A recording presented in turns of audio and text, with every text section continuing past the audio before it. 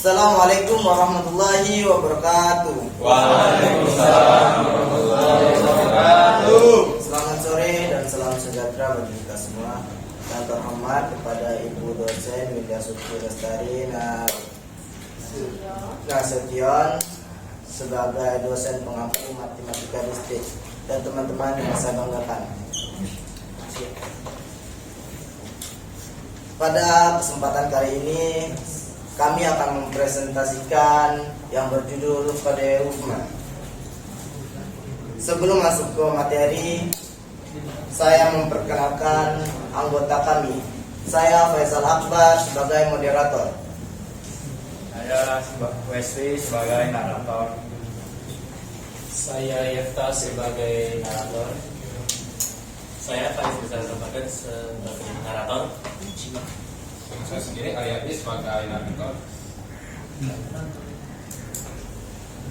Harap teman-teman mendengarkan dengan cermat dan fokus karena materi ini disampaikan dengan sebaik-baik mungkin agar mudah dimengerti.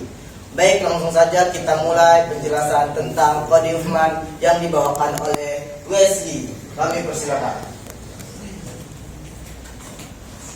Baik teman-teman, sebelum kita membahas soal dan teori, kita perlu tahu dulu Kode Uffman ini membahas tentang apa ya.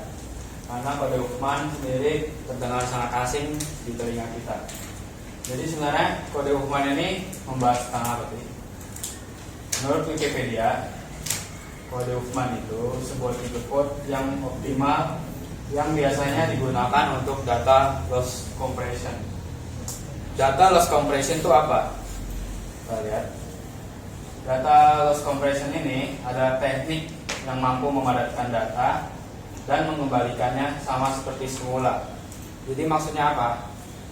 Kode Uffman ini adalah sebuah perhitungan matematika yang bisa mengubah ukuran data tanpa merubah isinya sama sekali. Contohnya gimana? Saya punya foto lukisan biasa aja baik, ukurannya 500 KB. Kalau mau kecilin ukuran data ini, yang terpikirkan mengurangi resolusinya. Alhasil kita bisa ngurangin ukuran datanya jadi lebih kecil. Bedanya adalah dengan Kode Uffman. Kode Uffman mampu mengubah ukuran data tanpa merubah isinya sama sekali. Jadi isinya itu tetap sama, tapi ukuran datanya lebih kecil. Teknik-teknik seperti ini sebenarnya udah pernah kalian pakai, udah bisa diakses juga di internet, namanya kompres PDF. Macam ini bisa dipakai, bisa dilihat. Setelah tahu Kode Uffman ini berfungsi untuk apa, masuk kita ke sejarah. Sejarah Kode Uffman pada tahun 1951 ada seorang mahasiswa MIT. Dia berangkat kuliah kayak biasa, dia siap buat tugas akhirnya. Pas dia minta tugas akhirnya ke profesornya buat dua pilihan. Mau ambil ujian UAS tulis, atau mau bikin project tentang artikel. Dia meneliti pencarian biner apa yang paling efisien. Mahasiswa ini milih dia mau ambil project itu, mau cari pencarian kode biner paling efisien. Tahu tugasnya ini susah, dia hampir menyerah karena tahu betapa susahnya tugas-tugas ini. Tapi di ujung tugasnya ini dia menemukan ide yang cemerlang. Daripada mencari, dia menciptakan kode binernya sendiri, membuat profesornya terkejut, bahkan melampaui otak profesornya sendiri. Inilah dia penemu dari Kode Uffman. Jadi Uffman itu diambil dari namanya beliau, bukan sebuah rumus yang rumit. Setelah kita udah membahas, kita masuk konsep. Saya tahu kalian kenal kode Morse ya. Kalau yang belum tahu, kode Morse itu gimana dia mengubah huruf menjadi sebuah kode-kode kayak gini. Bedanya samanya dengan Kode Uffman itu apa? Kode Uffman itu juga merubah kode sama seperti kode Morse, tapi bedanya dia memanfaatkan sesuatu yang berulang. Contoh saya punya kata, punya huruf-huruf A, B, C. Ini ada 3 ya. Kita lihat, maka kita tulis A3. B ada 2, kita tulis B2. C ada 1, kita tulis C1. Kodenya jadi seperti itu kalau kode Huffman memanfaatkan sesuatu yang berulang. Samanya apa? Samanya adalah 2 ini merubah, masing-masing merubah huruf jadi sebuah kode-kode. Karena kode itu terdengar lebih singkat, jadi lebih efisien. Jadi kalau dikonversi pun di code, jadi hasilnya juga seperti ini, tanpa harus merubah isinya apapun, cuma diubah jadi kode aja. Kita masuk ke pembahasan.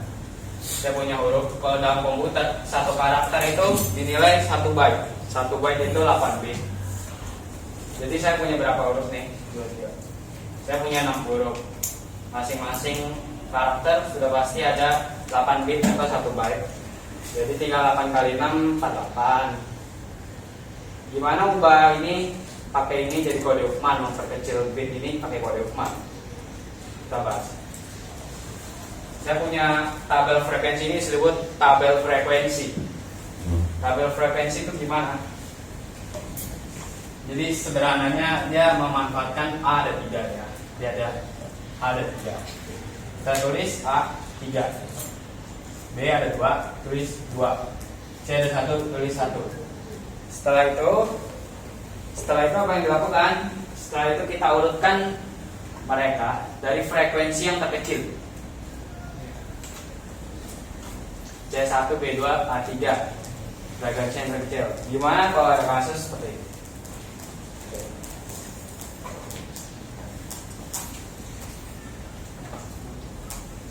Bisa ada kasus frekuensinya sama.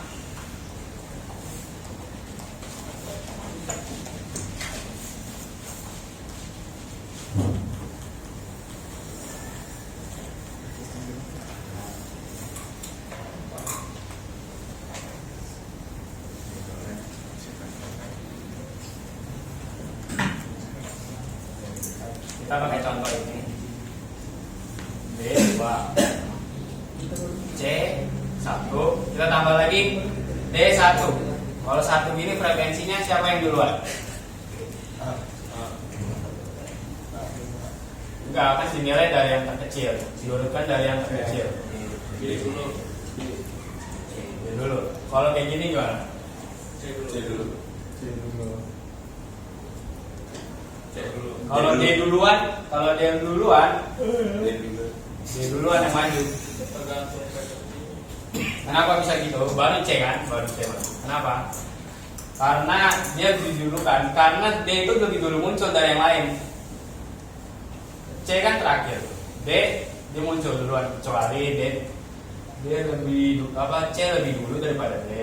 Baru kita tulis D di sini misal, baru di sini C yang kedua.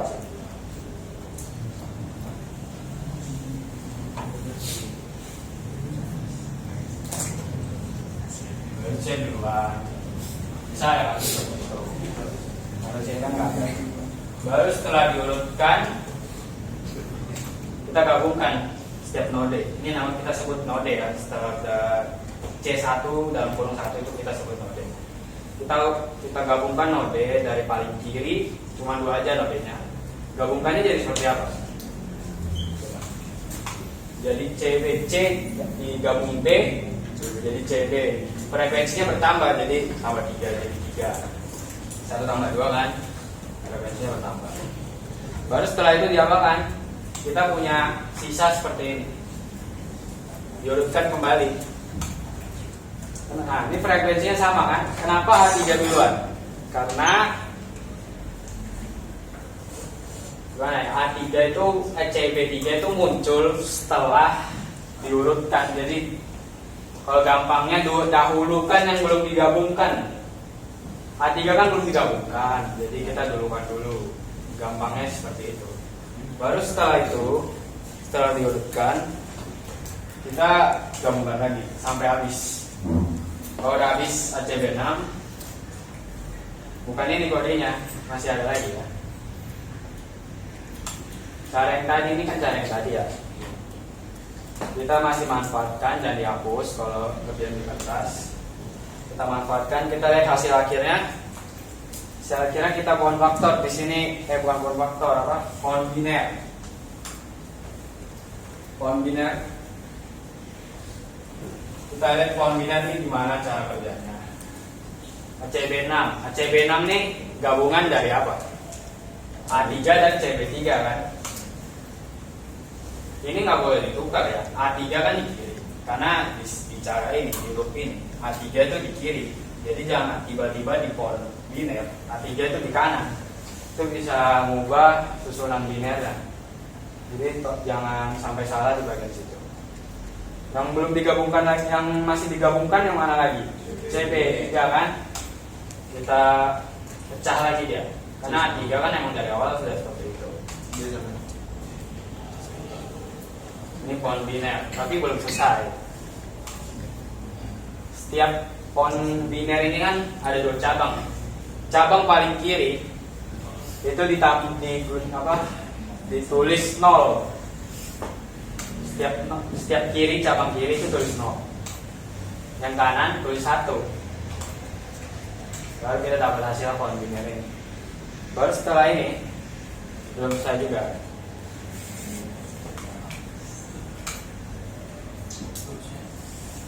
Tadi ini huruf tadi kita ubah dulu kan yang 48 bit jadi kita kecilkan lagi. ACB ke A itu lewat berapa biner? 0 doang kan? Iya.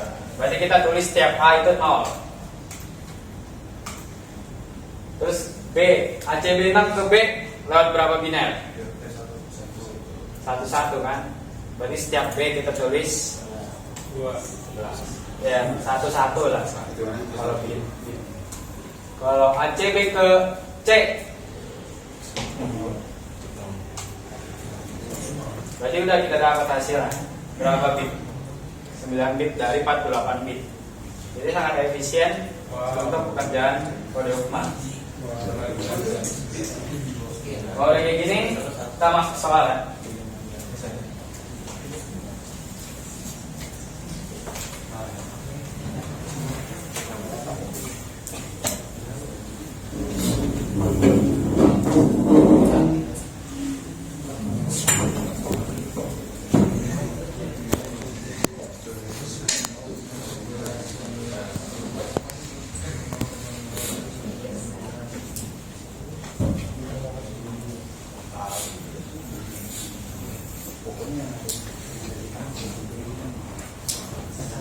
Dan soalnya kita punya kata sebuah besar itu matematika.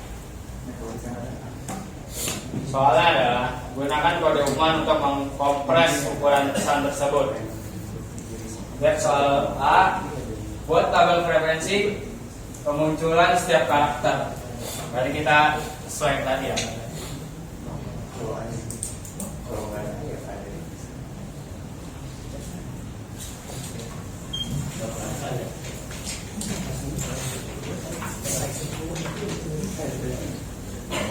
Kita buat tabel frekuensi.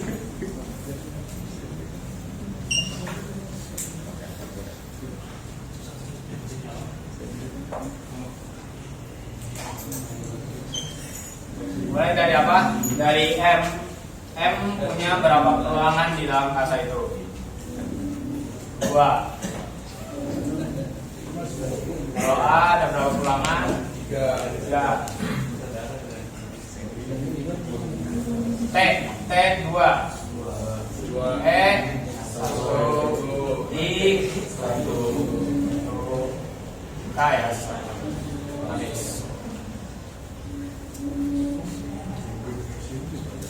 Baru setelah itu diapakan?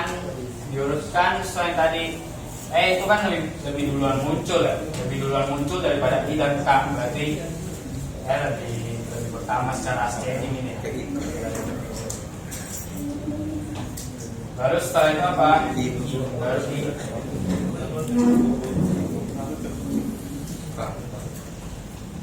Baru sisanya K berpasukan. Baru dua ya, frekuensi yang dua sekarang. Frekuensi dua yang paling pertama M, baru T, baru sisanya. Lalu setelah itu kita gabungkan.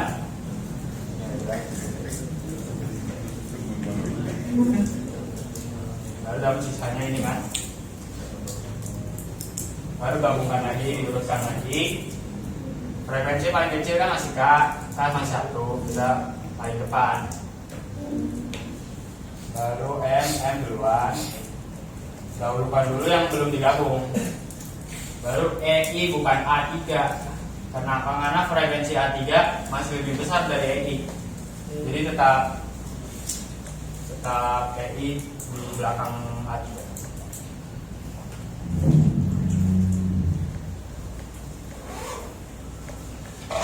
Gabungkan terus sampai habis.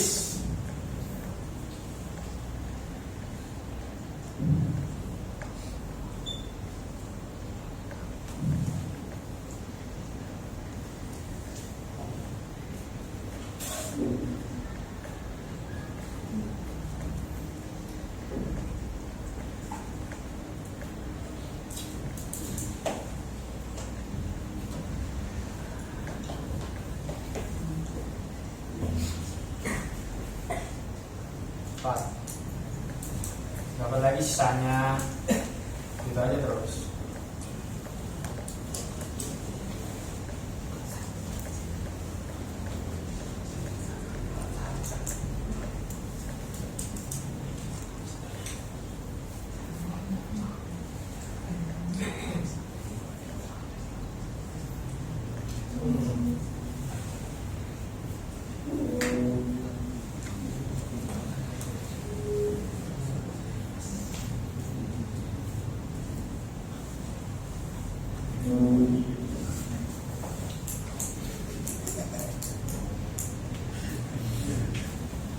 Dapat hasilnya, hasil akhir EI A KM 10. Lalu setelah ini buat pohon biner atau Huffman tree. Kalau pohon biner itu cuma representasi aja dari Huffman tree. Lalu kita buat dari hasil akhir itu.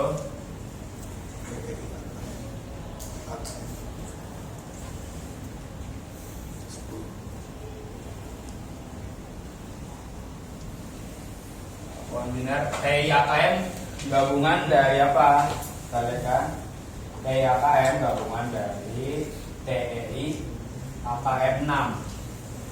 Berarti tulis aja di sini TEI AKM 4 AKM 6. Baru kan masih ada yang digabungkan, tulis lagi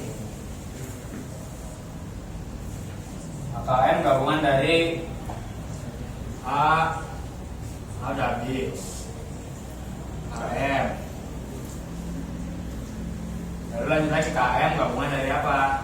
K sama M.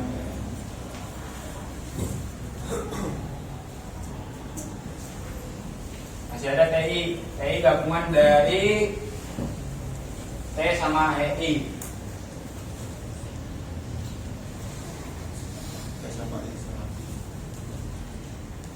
EI gabungan sama EI ya. Lalu setelah itu setiap cabang dari pohon biner ini, pohon biner ini, cabang paling kiri itu tulis 0, nilainya 0.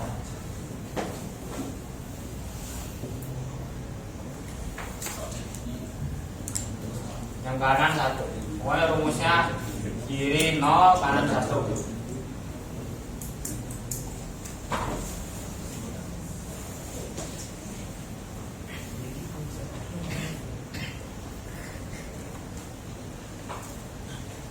Baru kalau udah,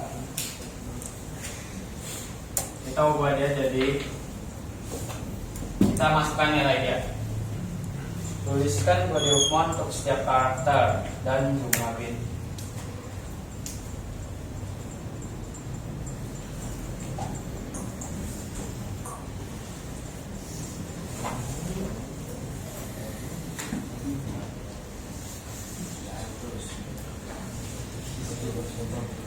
TI AKM ke M lewat berapa biner?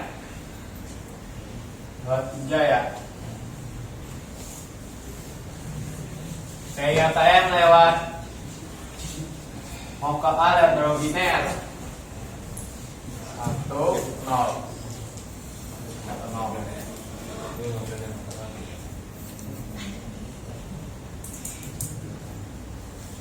Baru TI AKM ke T itu butuh lewat berapa biner? 0. Lanjut lagi ke E.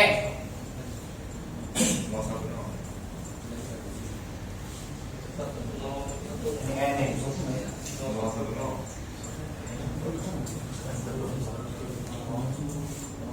Iya.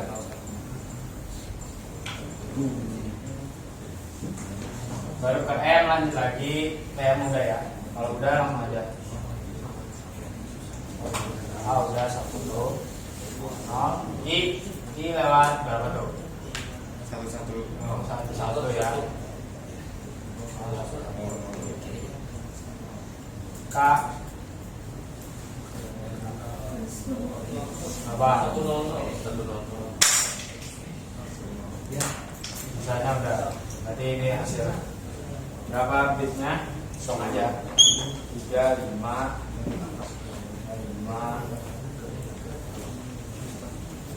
13, 15, 16, 20,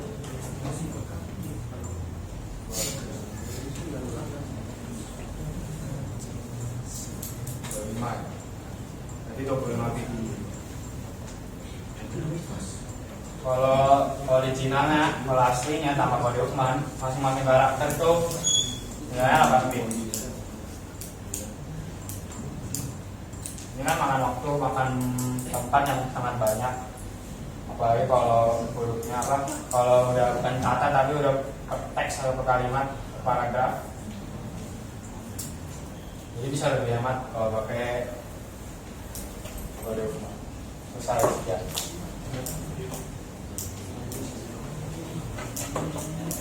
Terima kasih kepada Yefti, terima kasih kepada Wesley telah menjelaskan tentang kode Uthman. Dan dilanjutkan oleh narator Resta. Lanjutkan teori kode Uthman. Silakan. Di sini ada sebelum adanya kode Uthman. Jadi sebelum David Uthman mempublikasikan metodenya pada tahun 1952, dunia komunikasi data dan kompresi sudah menggunakan beberapa teknik pengkodean. Fokus utamanya adalah bagaimana mengubah karakter menjadi sinyal elektrik dan digital secara efisien. Berikut adalah beberapa metode pengkodean utama yang ada sebelum dan sezaman dengan kode Uthman. Yang pertama ada kode Morse pada tahun 1830-an. Ini adalah bentuk awal dari variable length code. Samuel Morse menyadari beberapa huruf lebih sering muncul daripada yang lain. Misalnya huruf E sangat sering muncul dalam bahasa Inggris. Cara kerja dari kode Morse ini adalah huruf yang sering muncul diberi kode pendek atau titik. Sedangkan huruf yang jarang muncul diberi kode panjang itu disebut garis. Kelemahan dari kode Morse ini adalah membutuhkan jeda atau spasi antar karakter agar penerima tahu kapan satu huruf berakhir dan huruf berikutnya dimulai. Yang kedua, kode Baudot tahun 1860-an. Berbeda dengan Morse, kode Baudot adalah fixed length code atau disebut kode dengan panjang tetap. Digunakan secara luas dalam mesin telegram atau teletype. Cara kerja dari kode Baudot ini adalah setiap karakter diwakili oleh 5 bit. karena 5 bit hanya bisa mewakili 25 hingga 32 karakter.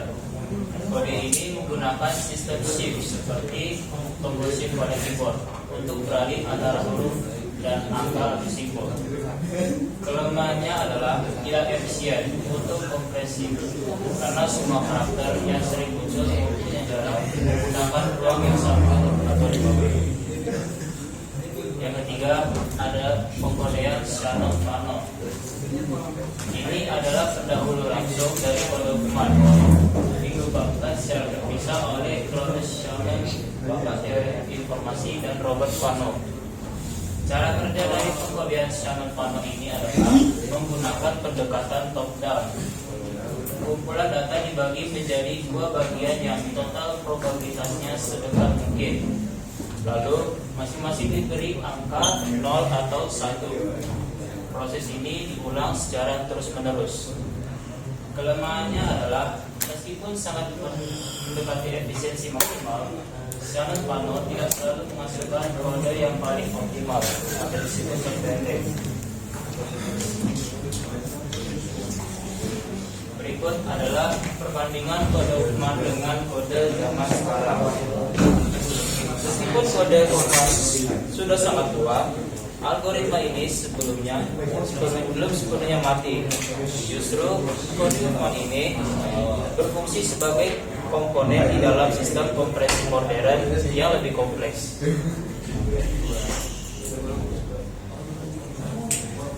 Arithmetic coding adalah metode kompresi data yang menjadikan seluruh besar menjadi satu bilangan pecahan antara 0 dan 1. Berdasarkan frekuensi atau peluang kemunculan simbol. Metode ini membuat simbol yang sering muncul memiliki representasi yang lebih efisien sehingga ukuran datanya menjadi lebih kecil tanpa kehilangan informasi. Contohnya di sini adalah A, B, B, C. Bilangan pecahan 0 dan 1. A, B-nya sama dengan 0,42.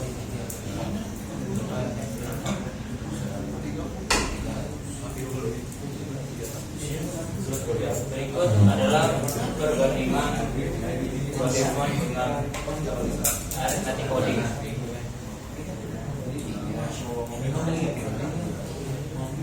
Jadi di sini ada yang pertama itu adalah kecepatan. Dalam kecepatan kode Huffman sangat cepat dibandingkan dengan arithmetic coding. Yang kedua ada efisiensi. Dalam efisiensi di sini arithmetic coding lebih cenderung efisien daripada kode Huffman. Dan yang ketiga ada penggunaan. Kode Huffman dalam penggunaannya adalah menggunakan komponen yang lebih sering digunakan seperti komponen zip, JPEG, dan MP3. Sedangkan arithmetic coding dia yang menggunakan data yang lebih kompleks. Yang terakhir ada cara kerja.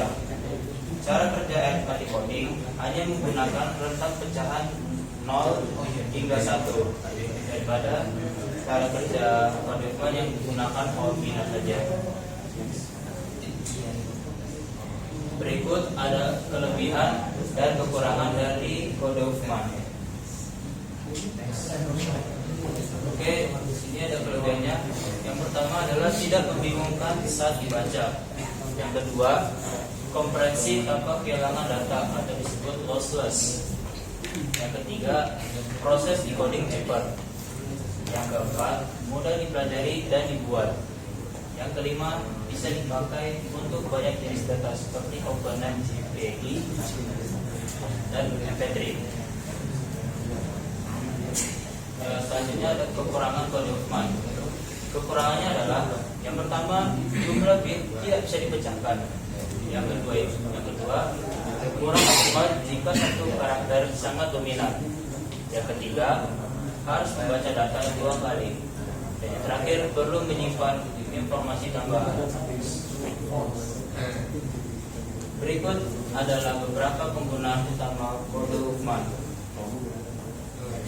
Nah, ini dia. Ini fotonya. Yang pertama itu ada JPEG. Hampir semua foto di HP dan internet menggunakan JPEG. Dalam PNG, gambar diolah dulu secara matematika. Lalu kode Huffman dipakai tahap akhir untuk mengecilkan ukuran file tanpa merusak data hasil kompresi tersebut. Dan yang kedua adalah file audio.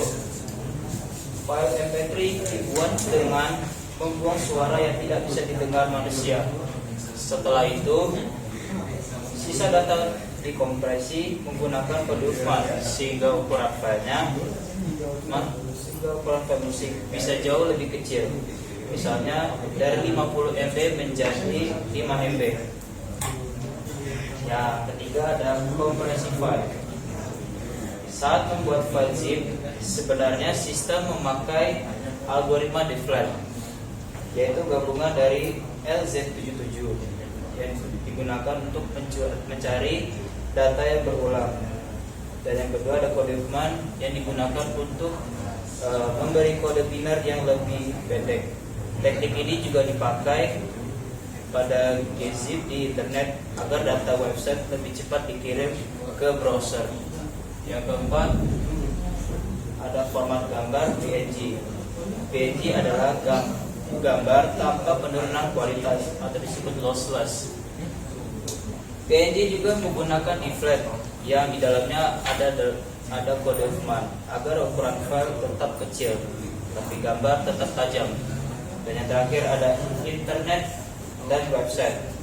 Protokol HTTP+2 menggunakan teknik bernama HPEG.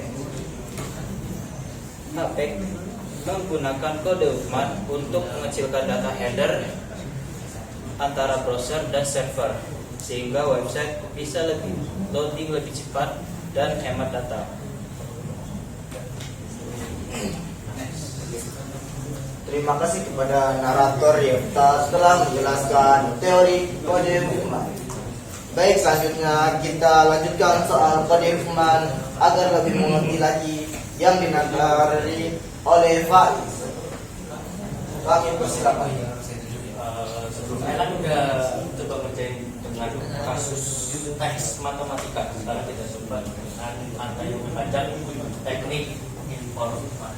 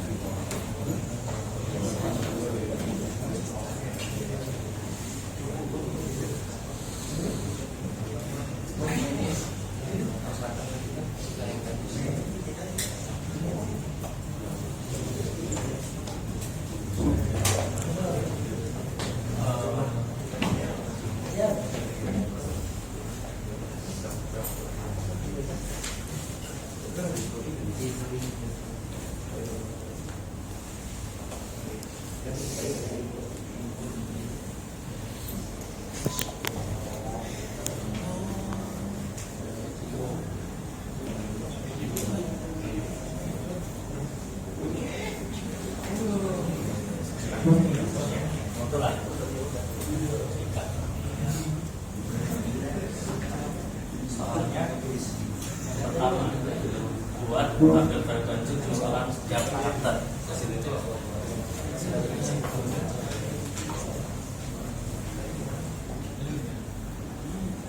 Pertama ada T. Di sini bukannya 3. Terus I 3.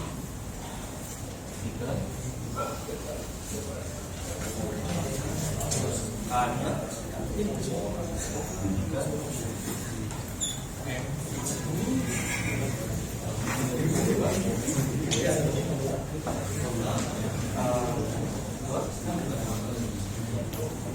Terus spasi tetap terhitung sebagai satu frekuensi munculan. Anggap kita sebut seperti ini. Spasinya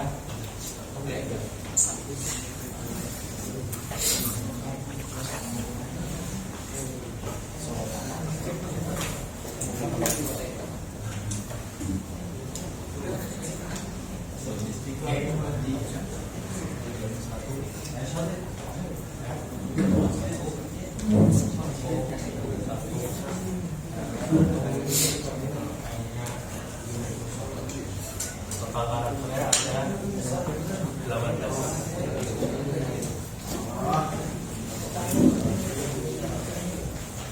Lanjut ke tahap kedua, tuliskan sebuah note untuk karakter dan label frekuensi.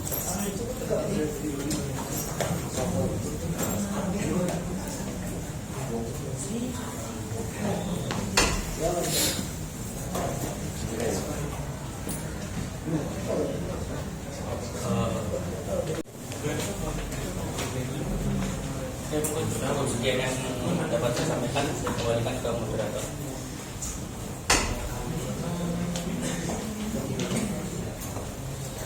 Terima kasih kepada Pak Is.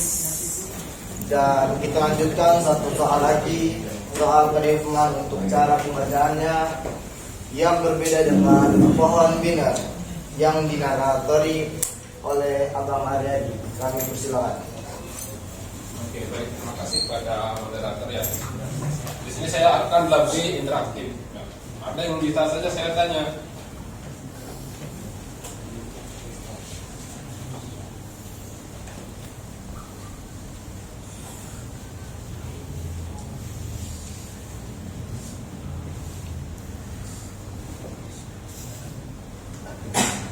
Nah, di sini metode yang dipakai itu 3D pohon biner bottom up. Jadi kurang lebih hampir setiap metode itu punya pendekatan yang hampir sama. Tapi ini agak sedikit lebih kompleks. Ya. Teksnya lebih banyak, kalimatnya lebih banyak, karakternya lebih banyak. Langsung saja kita kerjakan. Kalimatnya apa itu? Ya, habis ini.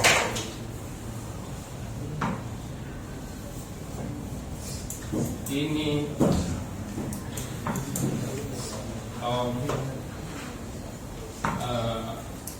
is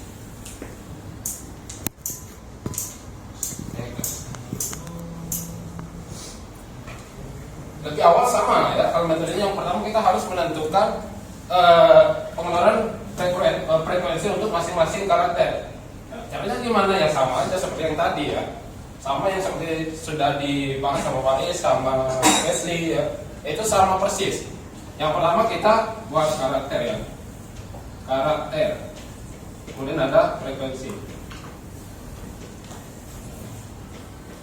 Jadi ya saya lebih pakai sebenarnya sama aja, mau taruhnya horizontal ataupun vertikal sama aja. Saya lebih ke horizontal. Yang pertama ada T ya. Dari kata T ini kita lihat pengeluaran frekuensi dari huruf T itu ada berapa? Ada 4. 1, 2, 3, 4, 5. Ada 5. Berarti ada 5. Kemudian kita lihat ya, berikutnya ada I. I-nya dihitung juga 1. Ada 1. Frekuensinya ada 1. Kemudian lanjut ada N ya. N ada 1 juga. Dan seterusnya. Ya, sama persis. Kemudian ada Y. Y 1 juga. Nah, kemudian ini spasi. Nah, sebenarnya tadi agak sedikit membingungkan yang tadi kan. Harusnya sebetulnya memang kalau kita secara langsung implementasi dengan sistem itu memang tidak dibaca. Sebetulnya dia gap kosong kayak gini aja nih, nggak ada spasi. Tetapi dalam sistem pengkodean itu nggak bisa dibaca kosong, harus ada pembatasnya. Ya, makanya ini ditulis spasi. Saya tulis segini aja. Spasinya ada berapa dihitung? 1, 2, ada 3. Frekuensinya ada 3. Ada sebanyak 3 frekuensi. Kemudian spasi sudah, T tadi sudah, kemudian O. Ya, O-nya ada 1, 2. Oke, ya, siap, salah. O-nya ada 2. Setelah O ada M. Oke. M ada berapa? M ada berapa? 1. Kemudian spasi udah kan? Sudah masuk kan? Ada 1, 2, 3. 3 udah. Kemudian T udah masuk 5. A udah belum? Belum. Berarti masukin 2. Ada berapa? A ya? 3. 3 atau 2? 2 dong. 1, 2. Gimana sih nulis tuh? Ya. Kemudian ada D, S dulu lah. S sudah masuk belum? Belum. Dua. Kita tulis. Biar ngikut ya. Ada? 2. 5. 2 dong. 3. Kemudian apa lagi spasi? T dulu kan? T udah keluar, tadi udah itu. E ada? 1 bang. 1. Oke. S sudah bang. S udah, spasi udah, T Udah. udah, A A udah. udah ada. C 1. belum. Oke, C 1 ya. Nah. O 1. 2. S Udah. S ada di. Nah, jangan tampil frekuensi dari masing-masing karakter ya. Nah, jadi ini harus sesuai dengan jumlah karakter yang ada di sini. Ketika ini beda sama yang di sini, berarti ya salah lah. Dihitung, di sini ada berapa? Nah, hitung jumlah ini. Hitung ini sampai sini. Berarti frekuensi itu sama dengan. Nah, hitungan dari ini ditambahkan semua. 5 tambah 1 berapa? 1. 6, 7, 8, 11, 15, 21. berapa? 21. 21. Semuanya jadi frekuensinya total frekuensinya itu 21 ya. Harus sama. Ini berarti 21 itu 21 ya. Oke. Nah, kemudian setelah ini apa yang harus kita lakukan? Setelah kita bisa memunculkan frekuensi dari masing-masing karakter ya. Apa yang harus kita lakukan lagi? Menggabungkan. Masa? Lupa saya jadinya. Tidak. Ya. Yang pertama kita harus bikin pohon biko biner. Bukan lah. Maaf. Bukan atau biner? Ya bukan ya, tapi bukan ya. Yang kita bikin pohon bukan ya. Caranya gimana? Nah, ini yang ini modal konsistensi ya. Karena tidak ada panduan khusus untuk kita mengambil dari yang mana dulu ya. Nggak ada panduan khusus. Saya sudah baca dari beberapa e-book dari teorinya langsung dari David Human ya. Kita yang pertama kita utamakan yang kecil ya. Yang frekuensinya paling kecil. Nah, kalau saya sudah memetodekan sendiri. Saya ngambil dari kiri ke kanan ya. Yang paling kecil. Jadi yang paling kecil dari kiri ke kanan itu saya ambil dulu, tapi saya nulisnya dari kanan ke kiri ya. Berarti yang saya masukin berapa, Pak? 1. Yang diambil ini bukan frekuensinya. I kan? I frekuensinya berapa? Ada 1. Kemudian N. 1. N-nya 2. 1.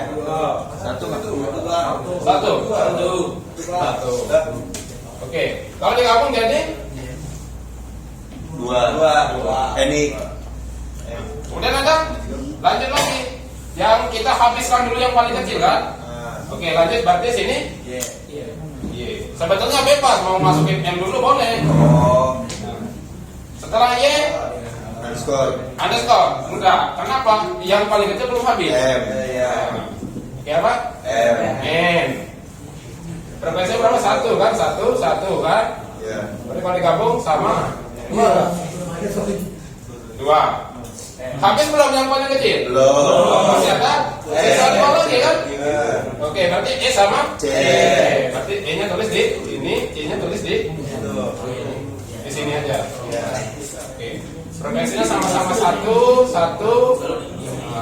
Berarti 2. Ini bisa digabung. Nah, ini bisa digabung jadi 4. Gimana lagi saya tulis sampai ke atas? Nah, setelah yang ini habis kan yang paling kecil kan? Kita masuk ke Yang dua. Oke, yang frekuensinya paling kecil setelah yang paling kecil awal habis, berarti kita masuk ke yang 2 kan?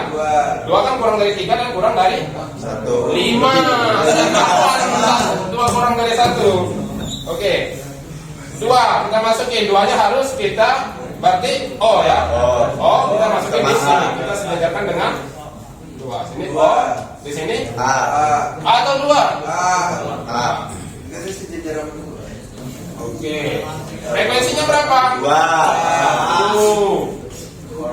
Dua. Oke. Gimana? Berapa? 3. Bisa itu. Underscore. Ini udah selesai belum? Udah. Belum. Nah ini bisa kan digabung ke sini. Sebetulnya sama. Ini bisa ke sini, bisa ke sini. Tetapi itu kan secara premis dia ngambil dari kanan ya. Oke. Nah ini kita gabung dengan Kanan. Ini naikin ke sini. Nah, kau makin tinggi aja. Nah, ya. Ini pohon. Biner. Ya lihat ini biner itu desimal deh. Ini pohon Human ya. Kemudian yang dua yang frekuensinya dua udah habis belum? Habis. Oke, sekarang kita masuk ke 3. Ini tiganya yang pertama kita tulis apa? Underscore. Ini spasi ya, bukan underscore. Spasi. Spasi. Berarti sini 3. Kemudian ada lagi yang 3? Ada S. S. Ada 3. 3. 6. Ini 6. betul nggak 6 itu? Betul. Nah sisanya T. Nah berarti dia kan single apa? Single lip kan? Atau tanpa saudara? Karena ini kan ada saudara nih. Ya, ini ada pasangan betul. Nah berarti kita tinggal terus di sini berapa? 5. A. Nah, B. Ya gimana lagi nih saya nggak lanjut ini. Nah setelah ini kita, nah yang mana yang ke kanan dulu atau ke kiri dulu? Kanan dulu. Kanan dulu. 4 Tambah 6 10. 4 tambah 6 10. Ya. Ada 10 gini. Ya. Oke. Nah, 16. Berapa? 21. Ada 6. Boleh kan naik kan? Boleh. Izin ya. Mohon maaf Bu Linda izin naik. Oke. Nah kita lanjutkan.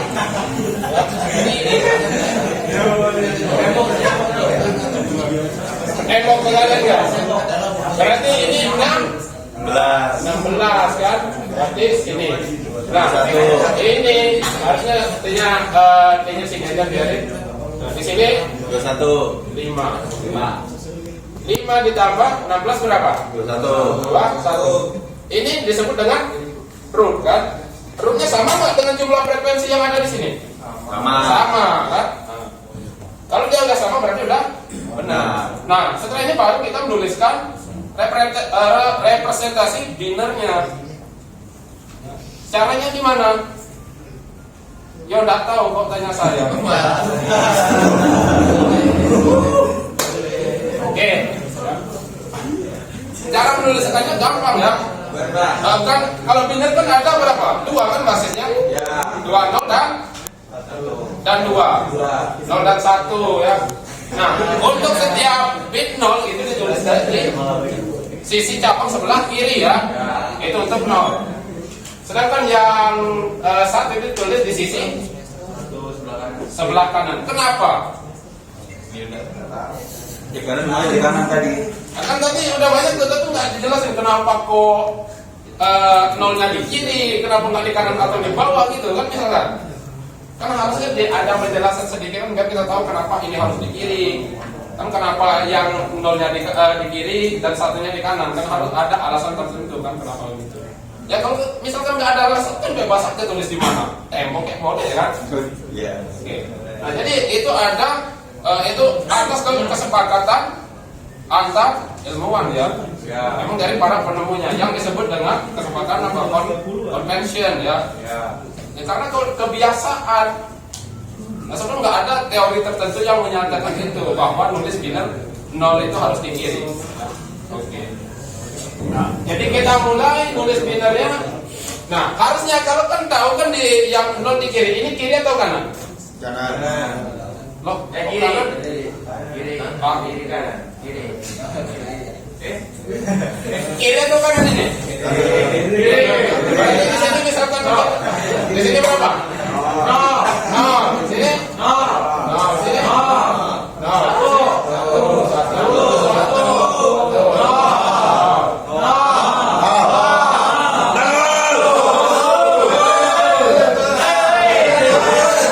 Sini nol kan? Satu. Sini nol. Ini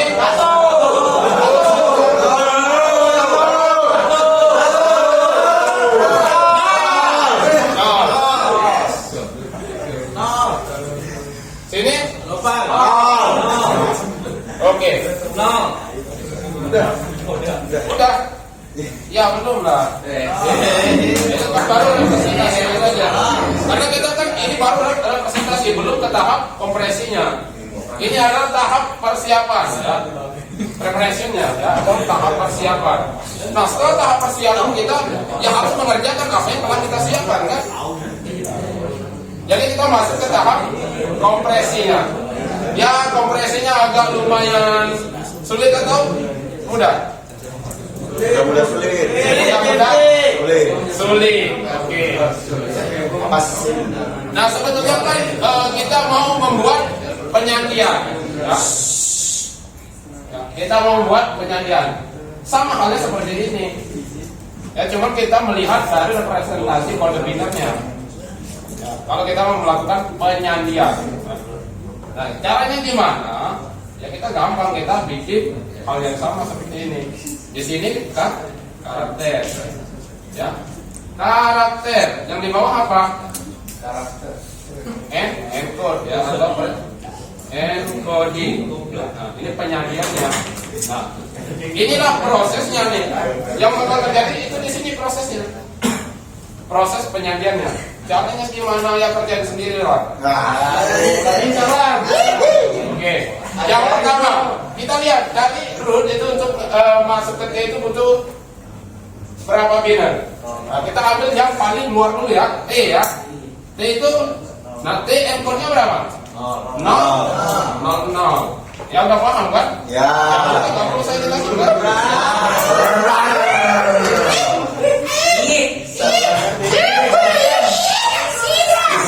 Oke. Apalagi kita tarik dari root ke T, kita masuk ke 0. Ya, kemudian, nah kita harus masuk ke S atau spasi. Kita ambil yang masuknya paling kiri dulu. S. S atau spasi? S. S. Berarti kita tarik dari root 1, 0. Enggak? Berarti kita masukin di sini S, gitu. Dia bilannya 1, 0. Oke, dan seterusnya sama persis ya. Dari root itu untuk masuk ke 5. ke spasi itu berapa? 1, 0. 1. Masih 1, 0. Tinggal dilanjutkan. Untuk menuju ke A itu 001.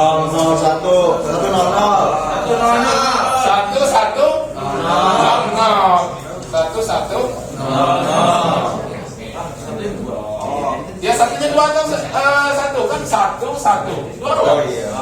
Turun 0 kan? Oke.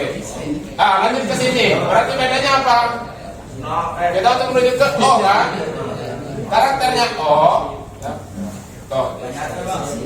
Nah, karakternya O itu untuk menuju ke O itu kita butuh dari 1, 1, 0, 1. Jadi 1, 1, 0, 1. Oke. Oke enggak? Oke.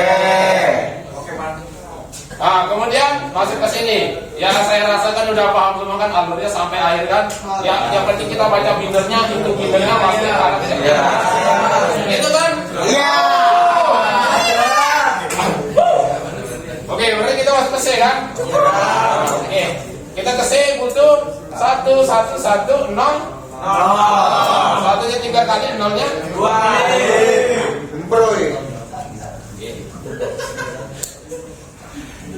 Nah, kemudian ke E. Oke.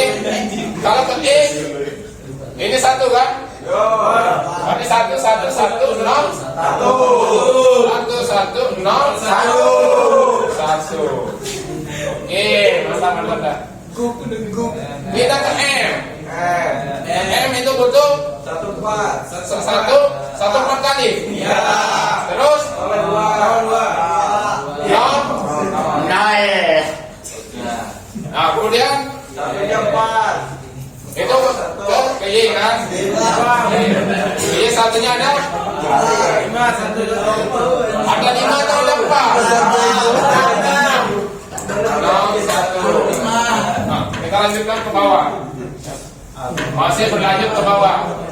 Berikutnya menuju ke mana? Ke N. Oke, kalau ke N kita butuh berapa? Satunya berapa kali? 1.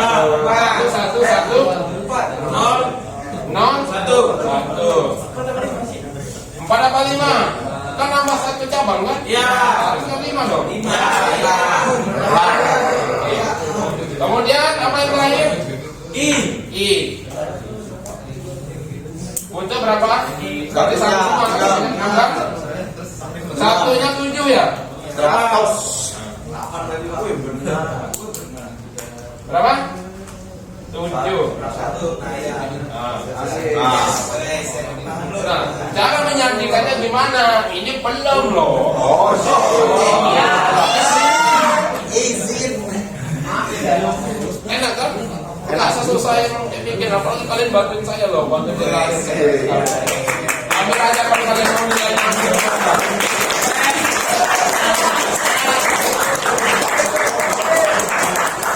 Oke, cara menyandikannya gampang. Ya tinggal kita masukin ke sini. Tahu nggak apa yang dimasukin ini? Ini kan T, kita masukin 0. Ini I. I-nya berapa di sini? Kita cek I-nya, nilai I-nya berapa? Ini. Ya kan? Kemudian N, cek N-nya ada berapa bit di sini? N. Jangan lupa nulis lagi. N. Ini. Jadi kan misalkan secara gampangnya saya yakin pasti kalian langsung lebih paham sendiri lah. T-nya kita masukin ke penyanding di sini. T-nya 0 kan? T 0 kan? Oke, berikutnya I. I-nya cek di sini. Ada berapa? 1 sebanyak berapa? 7 kali. Kemudian N. N-nya ada 1. berapa? 5 kali satunya 0 1. Nggak ada satunya? Nggak ada kan? Nah berarti hitung ulang dari 1 2 1 1 0. Ada 5, ada 6. Nah ini yang benar, berarti ini juga salah. Nah berarti ini juga kurangi. Nah itu kan? Ya. Oke. Nah kita masukin Y-nya. Y-nya ya tinggal hitung aja ya. Di situ ada berapa? Aja bang ya. Hah? Ya. 1 2 3 4. 1 2 3 4 5 ada 6 kan? 6 ya bang. 6. Oke.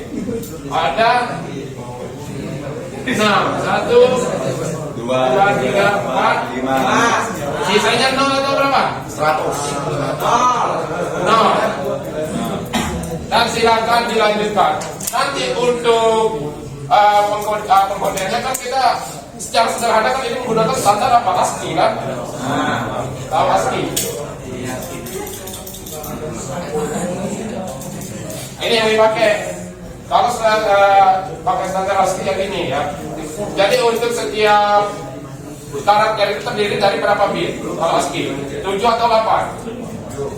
7 bit ya. Untuk ASCII standar itu terdiri dari 7 bit. Kalian baca sendiri artikelnya, cari aja di ASCII ya. Jadi kalau misalkan kita kalikan 21 dikali 7, 21 dikali 7 berapa?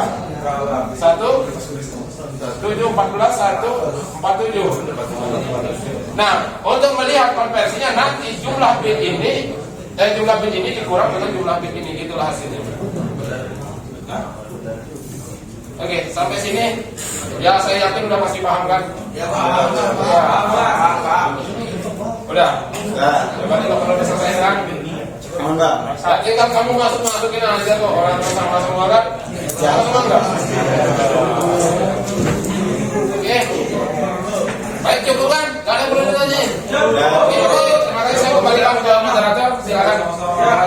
Terima kasih kepada Abang Aryadi telah menjelaskan soal pada kita buka sesi 5 pertanyaan, 3 saran, 3 kritik dan 1 tanggapan. Kita buka 5 pertanyaan. Dipersilakan. Baik, saudara silakan bertanya. Saudara masih mau maju bicara. Boleh izin membuka slide ke-15.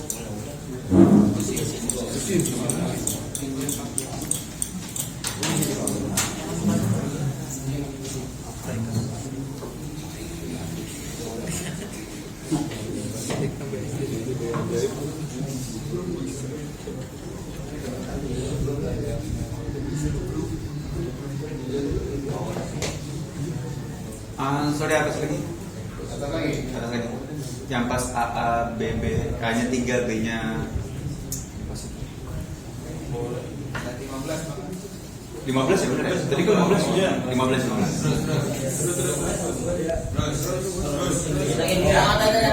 Ya yang ini ya ini. Jadi kan pada hurufmen ya. Tadi kan dia bilang kan bisa dibilang kan A-nya 3, di situ kan ada A3, B2, B-nya 2, C1, C-nya 1. Dan misalnya tadi kan ada yang digabung. Tadi kan digabung semua tuh jadi satu. Nah itu bisa kayak dibuat satu-satu juga kayak apa? Misalnya tadi kan panjang ya. Kayak A, B, B, C, C ini apa digabung semua terus dibuat kayak gitu juga, dibuat A jadi satu-satu lagi disatuin. Semuanya jadi gimana ya jelasnya? Jadi pokoknya pas digabung, ya semua digabung. Itu satu-satu lagi gitu bisa gak kira-kira? Jadi satu-satu A-nya 3, B-nya 2. Tapi kan dia kan di dalam kurung jadi banyak. Nanti ditulis gitu, misalnya kira-kira. Coba buka selanjutnya tadi. Lanjut lagi. Nah pas digabung-gabung tadi. Lanjut. Coba lagi. Nah yang gini nih, ini kan A-nya 3, ada 3. Tapi kan ada bagian yang pas dijelasin sama pas dijelasin Wesley kan akhirnya kan pas akhirnya digabung semuanya tuh yang pas digabung-gabung. Nggak ada di slide. Ya, yang pas kayak gini. Nah, itu bisa kayak ditulis satuan lagi seperti itu. Ini kan langsung dia kan ngejelasinnya pohon biner. Nah ditulis satuan lagi kira-kira bisa gak? Atau emang langsung pohon biner? Ya sebetulnya nggak ada fungsinya kalau dia buat kayak gitu. Kalau dokumennya nggak ada fungsinya. Berarti nggak bisa? Ya bukan nggak bisa, sebetulnya bisa. Tetapi ini cara mengefisienkan. Ya ini kan digampangkan. Kalau misalnya pakai cara seperti itu bisa? Bisa sebetulnya. Nah itu gimana coba caranya? Ya lah tinggal tulis lah. Tinggal tulis semuanya ACB, ACB, ACB semua. Tapi ini kan cuma dipersingkat aja. Jadi ketika ada karakter yang berulang maka dipersingkat aja ditulis satu. Tetapi frekuensinya yang diperbanyak. Misalkan ini kan dia seharusnya A-nya ada 3 ditulis A kan. Ya. Nah, tetapi di subfitur menjadi A sebanyak 3. Sedangkan A adalah karakternya dan 3 adalah frekuensinya. Berarti itu ibaratnya cara susah. Dan untuk cara menghitungnya sama seperti itu? Sama semua. Oke deh. Terima kasih. Oke silakan. Oke baik. Tinggal 4 lagi. Kami persilakan. Oke baik, silakan. Perkenalkan, nama saya Ricky. Saya ingin bertanya, sebutkan kelebihan dan kekurangan metode greedy pohon binder bottom up yang telah dijelaskan oleh Bang Aryan. Terima kasih. Ya, yang mau kan. Silakan. Wesley.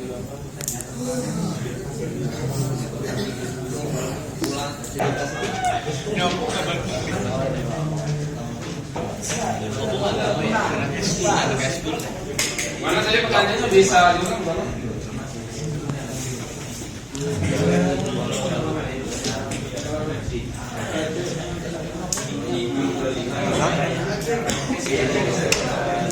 Kalau kelebihan dan kekurangan metode greedy pohon binder bottom up. Kelebihan dan kekurangan. Kelebihan dan kekurangan ini. Ya kelebihannya kita nggak perlu ngurutin lagi ya. Kemudian kekurangannya ya kurang agak lumayan ribet ketika membentuk dari pohon humannya ya. Apalagi ketika ada yang finger. Kemudian kompleksitasnya jauh lebih tinggi. Tetapi ketika kita menggunakan ini bisa lebih cepat dari metode yang biasa. Makanya ini adalah metode lanjutan dari metode dasar. Jadi kelebihannya adalah tidak perlu mengurutkan lagi dari besar ke kecil ataupun sebaliknya. Gitu aja. Bisa dipahami nggak? Oke, silakan. Terima kasih kepada penanya. Silakan ke moderator. Terima kasih pada penanya. Masih 3 lagi, kita buka lagi. Kami persilakan.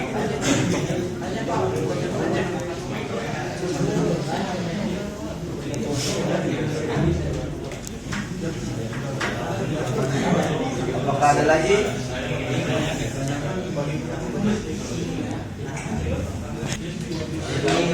Baik, tidak ada yang bertanya lagi. Kami lanjut 3 saran. Kami persilakan. Ada yang mau kasih saran? Silakan.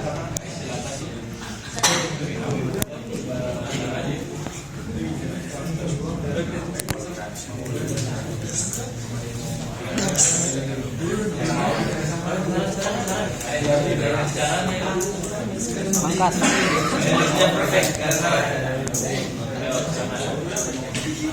Oke, baik. Perkenalkan, nama saya Yusuf Fauzan, ingin memberi saran aja buat presentasinya. Udah bagus sih, sama nanti paling buat sedikit penjelasan tadi di akhir kan ada waktu Wesley ngejelasin bait itu ya.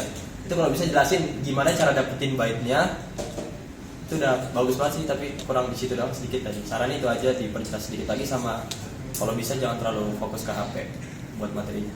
Sekian, terima kasih.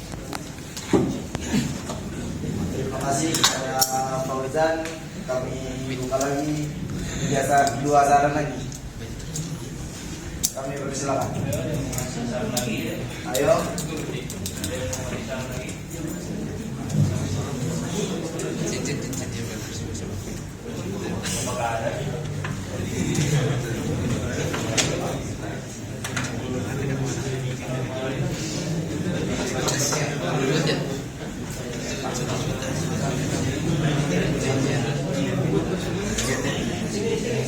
Oke, baik. Kenalkan, nama saya Muhammad Madiali. Saya ingin ngasih sedikit saran aja untuk Mas Yeta sama Mas Ajis ya. Suaranya lebih dibesarkan lagi. Oke, baik. Terima kasih. Terima kasih.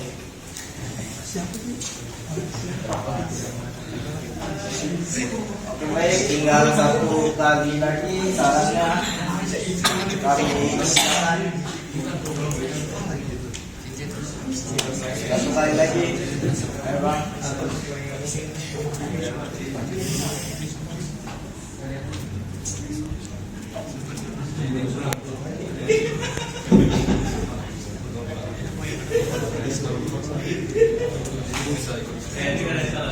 Saran lagi.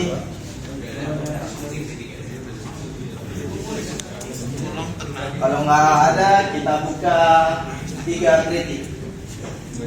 Kami persilakan.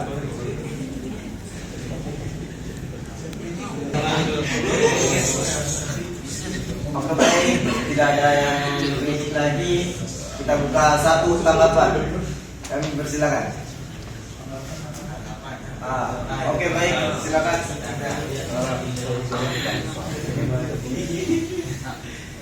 Untuk presentasinya awalnya dipakai dengan halus kita, itu sebenarnya bagus banget ya. Siapa ada introduksinya. Nah, juga untuk penjelasan dan soal dari Bang Aryadi itu bagus banget, dia interaksi sama audiensnya. Nah, sisanya untuk moderatornya pembukannya sore juga lantang banget sama jelas banget. Udah guys ya. Terima kasih kepada teman-teman yang sudah fokus memperhatikan. Maaf jika ada salah kata kami, harap semuanya paham yang disampaikan. Cukup sekiannya. Wassalamualaikum warahmatullahi wabarakatuh.